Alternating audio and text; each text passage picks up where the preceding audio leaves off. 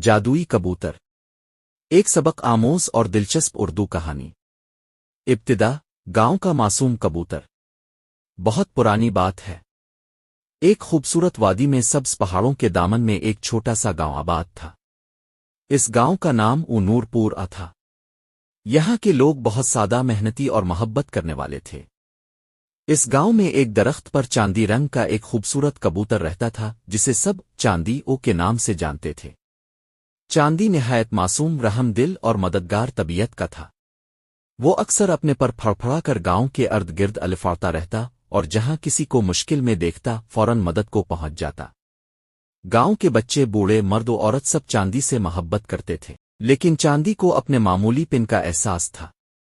وہ اکثر درخت پر بیٹھا آسمان کی طرف دیکھ کر سوچتا، کاش میرے پاس بھی کوئی خاص طاقت ہوتی تاکہ میں لوگوں کی مزید بہتر مدد کر سکتا۔ جادو کا آغاز، پراسرار عورت کی آمد۔ ایک دن شام کے وقت جب سورج پہاڑوں کے پیچھے غائب ہو رہا تھا اور آسمان پر سنہری روشنی پھیل چکی تھی، چاندی معمول کے مطابق گاؤں کے باغ میں بیٹھا ہوا تھا۔ اچانک اسے ایک انوکھی آواز سنائی دی۔ وہ ایک عورت تھی، سیاہ لباس پہنے، ہاتھ میں لکڑی کی چھڑی تھامے، اور اس کی آنکھوں سے عجیب روشنی جھلک رہی تھی۔ وہ عورت سیدھی چاندی کے قریب آئی اور کہنے لگی، اے کبوتر، میں تمہاری نیک نیتی سے بہت متاثر ہوں۔ تم ایک معمولی پرندہ ہو، لیکن تمہارا دل کسی بادشاہ سے کم نہیں۔ میں تمہیں ایک خاص تحفہ دینا چاہتی ہوں۔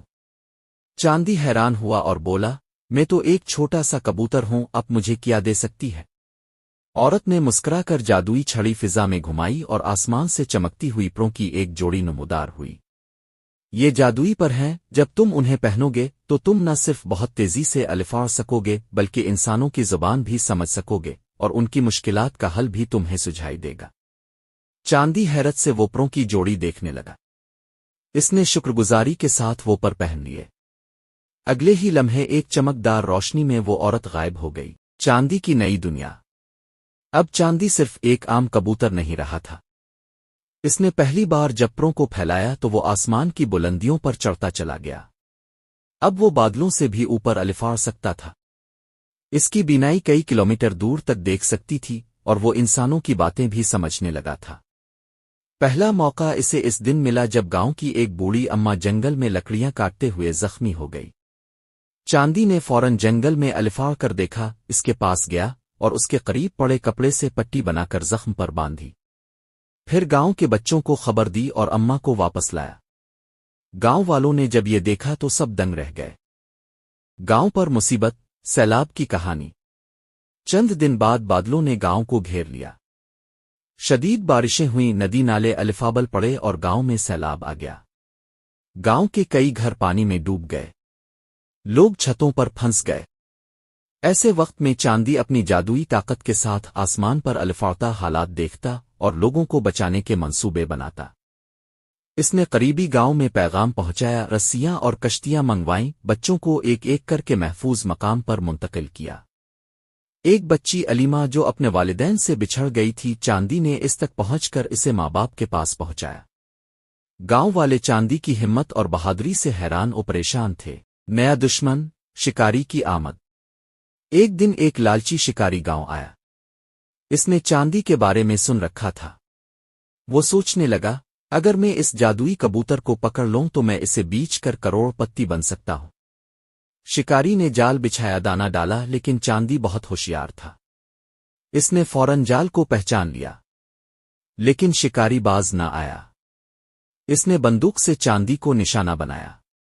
چاندی نے اپنی برق رفتار الفاڑوں سے گولی بچائی اور ہوا میں غائب ہو گیا۔ شکاری اگلے دن پھر آیا۔ اس بار وہ ایک جادوگر کے ساتھ آیا۔ جادوگر نے چاندی کی جادوئی پروں کی خوشبو محسوس کر کے ایک طلسمی دائرہ بنایا تاکہ چاندی کو قابو کیا جا سکے۔ چاندی کو احساس ہو گیا کہ اب معاملہ سنجیدہ ہے۔ اس نے گاؤں والوں سے مدد مانگی۔ سب نے ایک ساتھ مل کر شکاری کو گھیر لیا۔ شکاری اور جادوگر کو گاؤں سے نکال دیا گیا۔ چاندی کا فیصلہ، آخری سبق۔ سیلاب ختم ہو چکا تھا، دشمن شکست کھا چکا تھا، گاؤں میں خوشی کی لہر تھی۔ گاؤں والے چاہتے تھے کہ چاندی گاؤں کا محافظ بن جائے، لیکن چاندی نے کہا، میں ہمیشہ یہی رہوں گا، مگر میرا اصل کام ہے محبت، مدد اور نیکی کی خدمت۔ میں ہر اس انسان کے پاس جاؤں گا جسے میری ضرورت ہو۔ اس دن سے چاندی نے ایک نیا سفر شروع کیا۔ وہ ایک جگہ سے دوسری جگہ الفاڑتا، جہاں کہیں تکلیف پریشانی ہوتی چاندی وہاں پہنچ جاتا۔ اس کی کہانیاں دوسرے گاؤں، شہروں، جنگلوں اور پہاڑوں میں مشہور ہونے لگیں۔ اخلاقی سبق: نیکی کبھی ضائع نہیں جاتی۔ عقد کا اصل استعمال خدمت میں ہوتا ہے، ظلم میں نہیں۔ معمولی نظر آنے والے بھی عظیم کام کر سکتے ہیں۔ ایمانداری، سچائی اور ہمدردی انسان کو جادوئی بنا دیتی ہے۔ مشکل وقت میں ہوشیاری، جذبہ اور اتحاد ہی کامیابی کا راستہ ہے۔